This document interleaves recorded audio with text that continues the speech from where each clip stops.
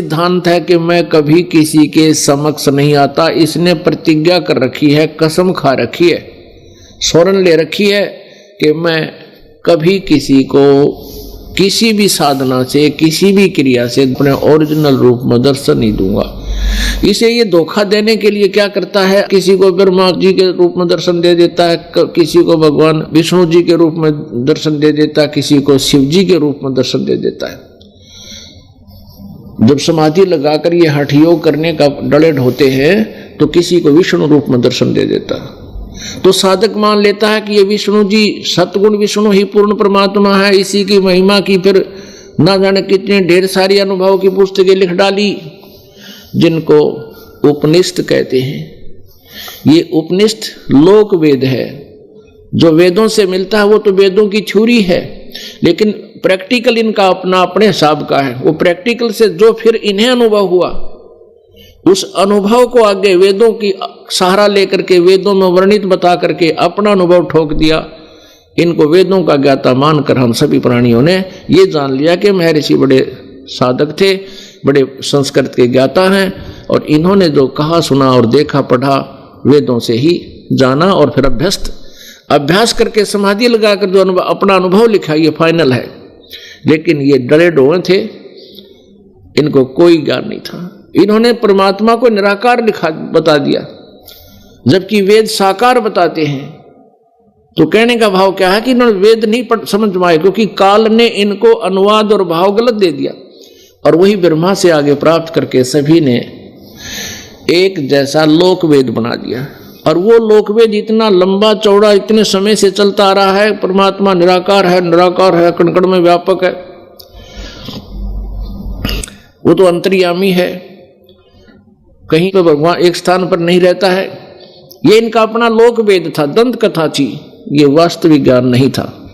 इसने प्रतिज्ञा की हुई है कि मैं किसी के समक्ष नहीं आता, ये मेरा अटल घटिया नियम है। घटिया था पर जब भगवान और ब्रह्मा विष्णु महेश का पिता, और पिता भी पुत्रों को दर्शन नहीं दे रहा, तो वो दोषी है, उसमें कोई दोष है न। सामने क्यों नहीं आता के बिजली पड़े। कबीर परमात्मा आए और हजारों बार आए, प्रत्येक युग में आए परमात्मा, 120 वर्ष रह के गए। ढोल के डंके से परमात्मा ने कहा आई एम गॉड, लेकिन नहीं माना, क्योंकि हमारी जो लोक वेद था वो परमात्मा के यथार्थ ज्ञान से विपरीत था। और इन सभी अज्ञानी ऋषि महर्षियों ने अपने लोक वेद के आधार से हमें ये कह रखा था कि भगवान निराकार है, कोई अपने आप को साकार बताता भगवान नहीं है, साकार में कोई कहता मैं भगवान हूं, भगवान नहीं है।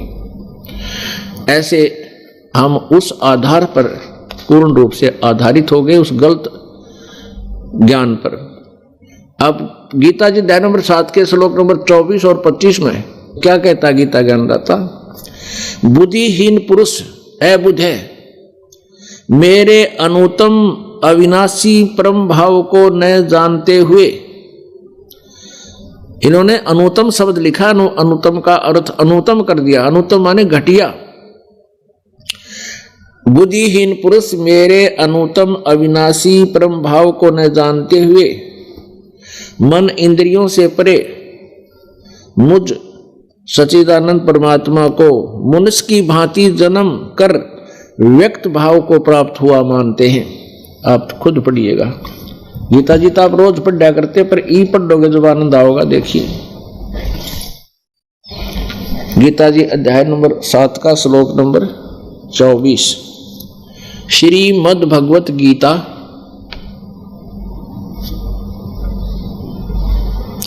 अध्याय नंबर 7 और श्लोक नंबर 24 देखिएगा।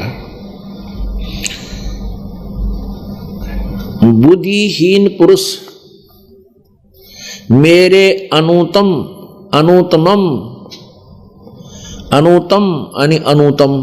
माने आम बालक ने पूछ ले, चौथी कक्षा के ने अश्रेष्ठ होता है। अव्यम अविनाशी परम भाव को न जानते हुए, ये काल बोल रहा है, गीता ज्ञानदाता कह रहा है। अव्यक्तम माम, मन इंद्रियों से परे मुझ सच्चिदानंद परमात्मा को, अव्यक्तम माम मुझको मनुष्य के भांति जन्म कर व्यक्ति माने व्यक्ति, व्यक्ति माने व्यक्ति यानी कृष्ण रूप में प्राप्त हुआ मानते हैं। आई एम नॉट कृष्ण, मैं मनुष्य नहीं हूं। आगे देखना, अब ये 24 आपने पढ़ा, 25 देखना यहां से। न अहम प्रकाश से सर्वस्य योग माया समावर्तः मूढ़ अयम न अब अभिजानती लोकः माम अजम अवम। मैं किसी के सामने नहीं प्रकट होता, अपनी योग माया से छिपा हुआ मैं सबके प्रत्यक्ष नहीं होता। यह अज्ञानी जन समुदाय मुझ जन्म रहित परमेश्वर को नहीं जानते, नहीं समझते। जन्मने मरने वाला समझता है। फिर देखो, अब 24वें अध्याय को 7वें अध्याय का 24वां श्लोक फिर पढ़िए।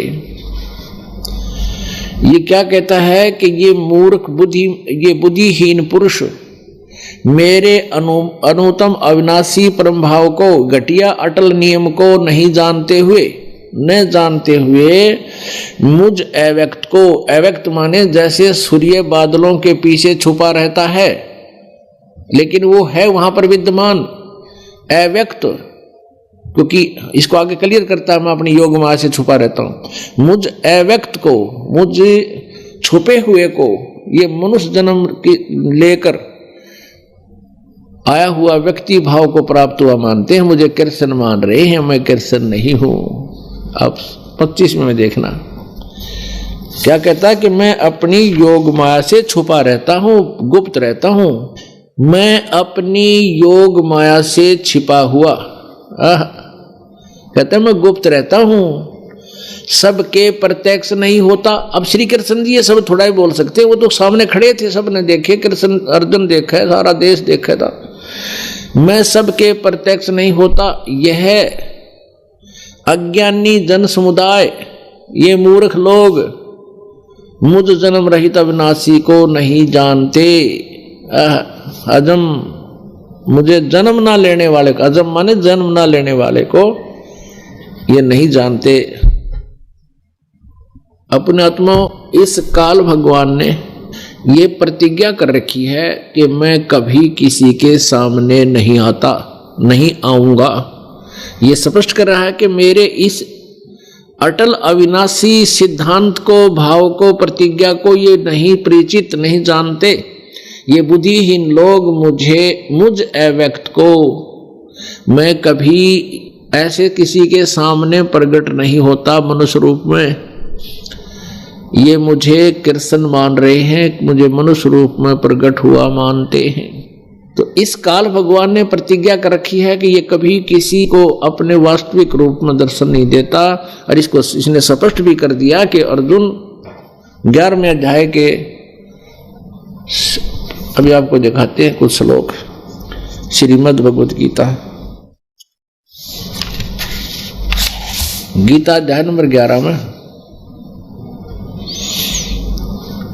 गीता ज्ञानदाता श्लोक नंबर 32 में कहता है, लोकों का नाश करने वाला बढ़ा हुआ काल हूं, कालस्मि, मैं काल हूं, महाकाल नहीं, मैं काल हूं। इस समय इन लोकों को नष्ट करने के लिए प्रवृत्त हुआ हूं। कृष्ण जी तो पहले विद्यमान थे, अब प्रवृत्त हुआ हूं। इसलिए जो प्रतिपक्ष की सेनाओं में सचित योद्धा लोग हैं,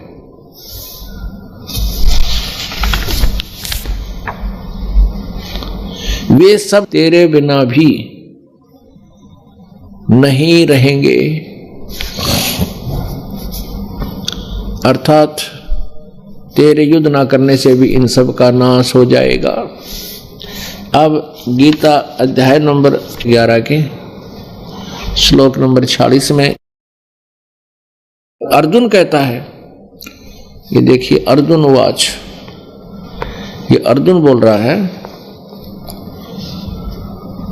हे विष्णु, क्योंकि कृष्ण जी को विष्णु मान रहा है, कृष्ण कहते विष्णु को, मैं वैसे ही आपको मुकुट धारण किए हुए तथा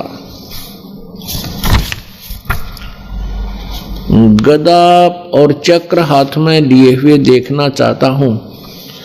इसलिए हे विश्वरूप सहस्रा बाहो, हे सहस्र बाहो 1000 भुजा वाले, आप उसी चतुर्भुज रूप से, चतुर्भुजेन रूपेण, चतुर्भुज रूप से प्रकट होइए। अब देखिए यहां कमाल कर 47 में ये काल बोलता है, श्री भगवान उवाच, हे अर्जुन अनुग्रह पूर्वक मैंने अपनी योग शक्ति के प्रभाव से यह मेरा परम तेजो में यानी विराट रूप, सबका आदि सीमा रहित विराट रूप तुझको दिखलाया है, जिसे तेरे अतिरिक्त दूसरे किसी ने पहले नहीं देखा था। इससे सिद्ध हो गया कि गीता ज्ञानदाता श्री कृष्ण नहीं है। ये काल बोल रहा है श्री कृष्ण में प्रवेश करके प्रेत की तरह। अब गीता अध्याय नंबर 11 के श्लोक नंबर 48 में, हे अर्जुन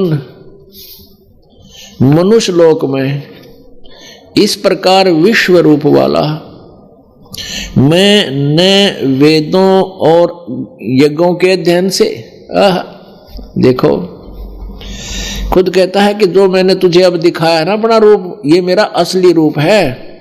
और हे अर्जुन मनुष्य लोक में इस प्रकार विश्व रूप वाला मैं न वेदों में और न यज्ञों के अध्ययन से, वेद यज्ञाय अध्ययन, यज्ञाध्ययन, वेदों और यज्ञों के अध्ययन से, इसका अर्थ ये बनता है वेदों के अध्ययन से और यज्ञ करने से और न दान से और न क्रियाओं से और न उग्र तपों से तेरे अतिरिक्त दूसरे के द्वारा देखा जा सकता हूं। अब स्पष्ट कर दिया इसने, हे अर्जुन अनुग्रह पूर्वक मैंने कृपा करके मैंने अपनी योग माया योग शक्ति के प्रभाव से यह मेरा परम तेजो में सबका आदि सीमा रहित विराट रूप तुझको दिखलाया है, जिसे तेरे अतिरिक्त दूसरे किसी ने पहले नहीं देखा था। वो तो कौरव की सभा में दिखा चुके हैं भगवान श्री कृष्ण। तो ये नहीं कहते, अगर श्री कृष्ण बोल रहे होते ये शब्द नहीं बोलते। हे अर्जुन अब ये 48 में, अब ना आपने 47 पढ़ लिया 11वें अध्याय का 48वां श्लोक कह रहा है कि हे अर्जुन मनुष्य लोक में इस प्रकार विश्व रूप वाला मैं न वेदों के अध्ययन से, ना वेदों से ना यज्ञों से, इसका अर्थ ये बनता है वेदों में यज्ञ और ओम नाम का जाप लिखा है, तो अर्थात ना वेदों से ना यज्ञों से ना दान से ना तप से ना किसी क्रियाओं से और ना उग्र तपों से मैं तेरे अतिरिक्त नहीं देखा जा सकता हूं। यानी पहले भी किसी नहीं देखा और आगे भी तेरे अतिरिक्त कोई नहीं देख सकता। अपने आत्माओं यहां एक आगे 48, 49 और 50 में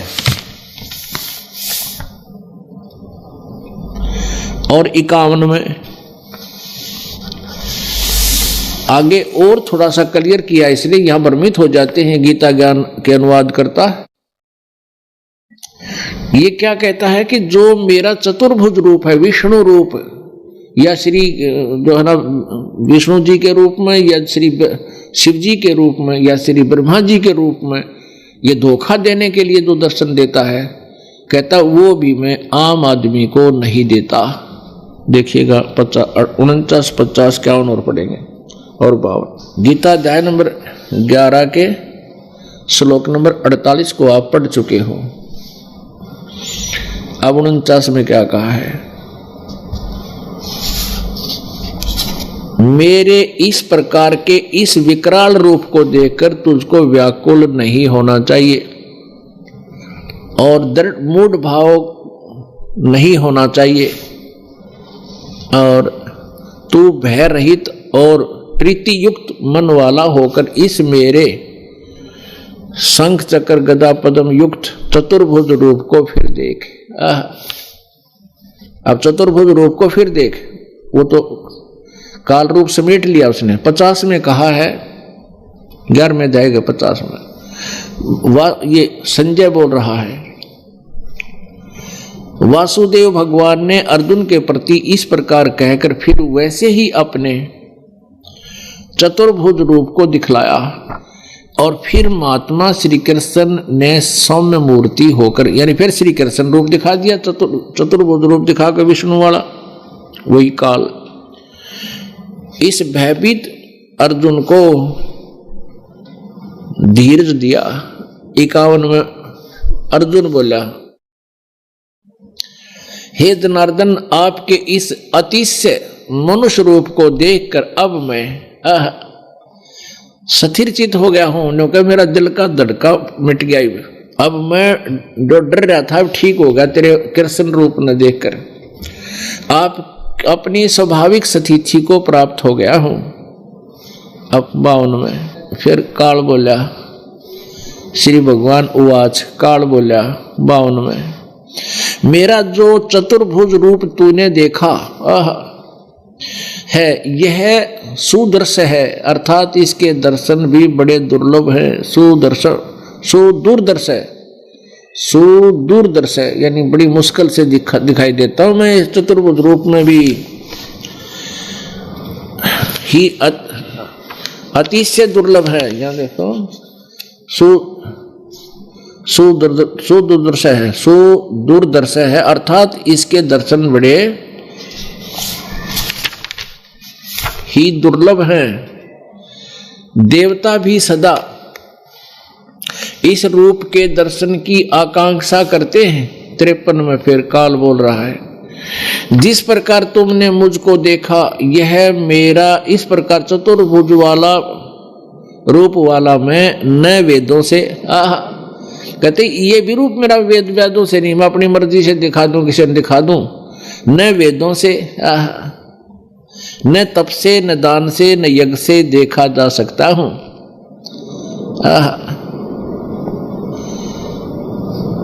परंतु हे परंतप अर्जुन, काल बोल रहा है, अनन्य भक्ति के द्वारा